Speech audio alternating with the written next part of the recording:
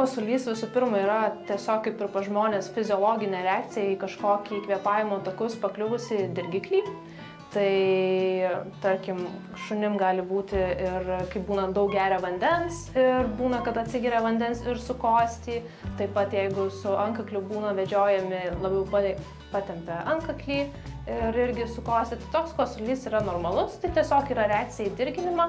Ir toks kosulys, jisai, dažniausiai tai būna vienkartinis, o jeigu pasikartoja, jisai praeina per porą valandų ir dėl jo susirūpinti nereikėtų. Didesnį atvejų skaičių pastebim šaltuoju metų laiku, nes tiesiog dresūros pamokos vasarą, tarkim, vyksta lauke, rudenį jau mes atšalus oram pereinam į patalpas, taip pat gyvūnai daugiau vieni su kitais kontaktuoja. Tai kadangi didžioji dalis šunų kosulio yra sukeliama dėl infekcijų, kurias sukelia virusai arba bakterijos, tai tiesiog, kai yra didesnis kontaktas gyvūnų, jie automatiškai lengviau pasidalyja tom visom ligom. Tai vat rudenį mes turim didesnį skaičių atvejų šunidžių kosulio. Ypač svarbu yra atkreipti dėmesį, jeigu gyvūnas nėra vakcinuotas. Tai rudenį gali būti ir ne tik šunidžių kosulys, bet ir papildomų kažkokių virusinių susirgimų, kurie tiesiog yra imlesni gyvūnai, kurie nevakcinuoti jiem. Atkreipti dėmesį į kosulį jau taip rimčiau reikėtų, jeigu jisai trunka visą dieną. Neturi tai būti ištisai kosėje, bet tarkim, jeigu į dieną šuo jau sukosėja 2-3 kartus, ir taip, per visą dienos eigą jau į tai dėmesį reikėtų atkreipti ir tiesiog stebėti pačią gyvūno būklę, ar jisai tik kosti, ar jam ir kažkas papildomai darosi, jisai vangus darosi, nenori taip valgyti. Tai pradžiai tiesiog stebėti. Jeigu antrą dieną matome, kad kosulys tęsiasi, tai tada, jeigu gyvūno būklė bendra yra gera, galime tą tokį stebėjimą tęsti iki savaitės laiko.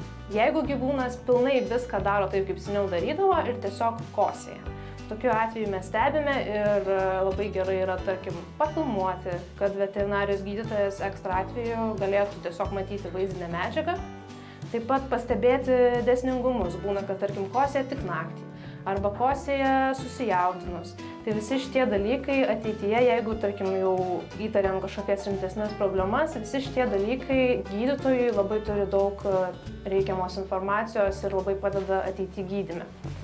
O jeigu gyvūno būklę matome, kad yra ir bendra prastesnė, tada jau nereikėtų laukti, o tiesiog kreiptis ir vykti. Jeigu gyvūnas matome, kad dūsta, sunkiau kvėpuoja, kvėpavimas dažnesnis darosi arba, tarkim, mėlsta gleivinės, liežuvis, tada jau nėra nei ką stebėti, nei ką galvoti, tada gyvūną imame, važiuojame ir kuo skubiau, kuo arčiau, tuo geriau. Yra mažų veislių tokia dažnesnė problema, tai yra trachėjos, per kurią eina oras į plaučius, subliuškimas. Veislės tai būtų tokios kaip jorkšyrai, maltos bišonai. Dažniausiai jau nuo vaikystės jie tokį turi polinkį, šeimininkai dažnai jau būna, kad ateina su jau kosulio kaip ir priepuoliais, bet sako, kad mes nuo mažens pastebėjom, kad jeigu jį vedžiojam su antkakliu, jis ten šiek tiek atrodo vos timteli ir pradeda kosėti, arba ten grįžus šeimininkam džiaugiasi irgi kosėja.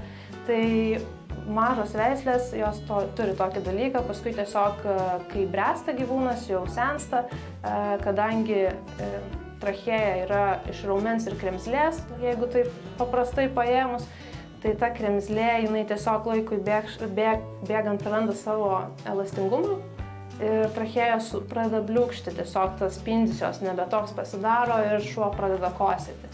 Tai mažų veislių savininkam į tai reikėtų atkreipti dėmesį. Ir tada jau tiesiog gyvena su tuo, yra vaistai skiriami, arba yra ir procedūros operacinės, jau kraštutiniais visai atvejais, kai tikrai jau yra labai blogai. Tiesiog šitos mažom veislėm, o kitos veislės nelabai turi kažkokių tokių, kad dažniau būtų kažkokios problemos būtent su kvėpavimo takais, nebent tos veislės, kur turi polinkius į širdies ligas. Nes vienas tų tokių kaip simptomų būna su širdies ligom, kad kartais irgi pakosėja. Jeigu tokius įsivaizduojant peršalimui, kai prasideda sezonas, tai tiesiog kaip ir žmonėm, kad pavengti skersvėjų, išėjimo iš karšto oro į staigiai į šaltą orą. Taip pat, jeigu gyvūnas kosėja, nesvarbu, kokia kosulio priežastis, reikėtų visada vengti kitų gyvūnų.